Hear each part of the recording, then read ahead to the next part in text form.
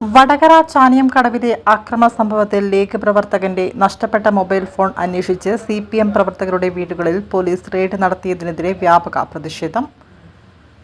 ചാനിയംകടവ് 3 വീടുകളിലാണ് വനിതാ SI ദീപ്തിയുടെ നേതൃത്വത്തിൽ പരിശോധന നടത്തിയത്. തോലന്റെ വളപ്പിൽ പ്രീതയുടെ വീട്ടിലും കുനിയിൽ ഉഷയുടെയും തോലന്റെ വളപ്പിൽ നാരായണന്റെയും വീടുകളിൽ പരിശോധന നടന്നത്. പരിശോധനയിൽ മൊബൈൽ ഫോൺ കണ്ടെത്താനായില്ല.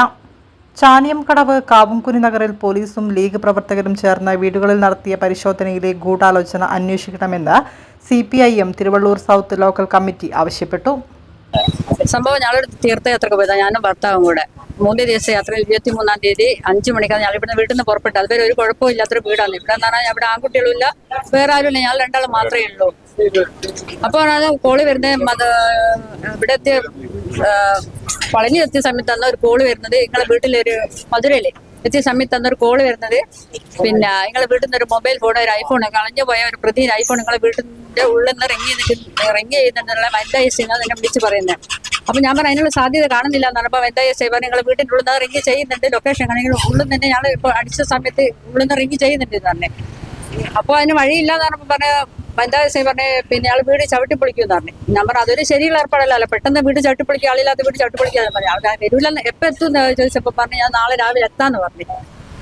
രാത്രി എത്തുന്ന ആൾ ഈ കാരണം കൊണ്ട് രാത്രി രാവിലെ എത്താന്ന് പറഞ്ഞു. രാവിലെ എത്ര മണിക്ക് എത്തുമെന്ന് ചോദിച്ചു. അത് എത്തുന്ന സമയം വിളിച്ച് പറയാമെന്ന് പറഞ്ഞു. അപ്പോൾ രാത്രി പിന്നെയും കാണാം ഈ വനിതാ SI വിളിക്കുന്നേ നിങ്ങൾ വീട് ചവിട്ടി പൊളിക്കാനുള്ള അധികാരം പിന്നെ ഞങ്ങൾക്ക് ഞങ്ങളെ നിയമം കിട്ടിയിട്ടുണ്ട് തന്നെ. ഞാൻ പറഞ്ഞു ഞങ്ങൾ ഇടവലത്തുള്ള 2 ആൾക്കാരെയും കൂട്ടി ഞങ്ങൾ വീട് ചവിട്ടി പൊളിക്കുന്നതാണ്. അപ്പൊ ഞാൻ പറഞ്ഞു ഞങ്ങൾ നിയമത്തിന്റെ വഴി നോക്കിക്കോന്ന് പറഞ്ഞു. അങ്ങനെയാണ് ഇവിടെ നടന്നത്. ഇവിടെ ഫോണെങ്ങനെ ഇവിടെ എത്തി, ഇവിടെ ഇത്ര അതുവരെ കാണിച്ച ലൊക്കേഷൻ പിന്നെ ഇവിടെ കാണിക്കുന്നില്ല. പിന്നെ ഇവിടെ നിന്നൊരു 3-4 കിലോമീറ്റർ അപ്പുറമുള്ള ശാന്തി നഗറിന്റെ ഒരു മുസ്ലിം ഒരു ചെക്കൻ ഇവിടെ വന്നതായിട്ട് ഇവിടുത്തെ പരിസരവാസികളെല്ലാം പറയുന്നുണ്ട്. അവൻ വന്നിട്ട് ഞങ്ങളെ വിറക് വെക്കുന്ന കൂടെയെല്ലാം മൊത്തം പരിശോധന നടത്തിയിട്ടുണ്ട്. അവനെങ്ങനെ ഇവിടെ എത്തി എന്നുള്ള അറിയില്ല. പിന്നെ ഈ വനിതാ SIന്റെ ഗുണ്ടായിസ് അവസാനം വീണ് അതെനിക്ക് കാര്യമായിട്ട് പറയല്ലേ. വനിതാ SI സാധാരണ രീതിയിലല്ല, ശരിക്കും ഗുണ്ടായിസം തന്നെയാണ് അവർ ചെയ്യുന്നത്.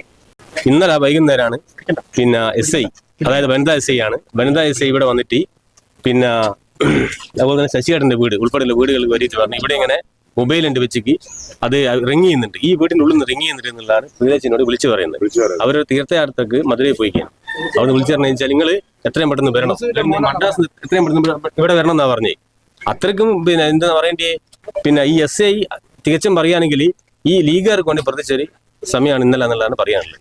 കാരണം വെച്ചാൽ ഇന്നലെ ഒരു 7 മണിക്കുണ്ടാവും അല്ലേ, 7 മണിക്കാണ് വിളിക്കുന്നത്.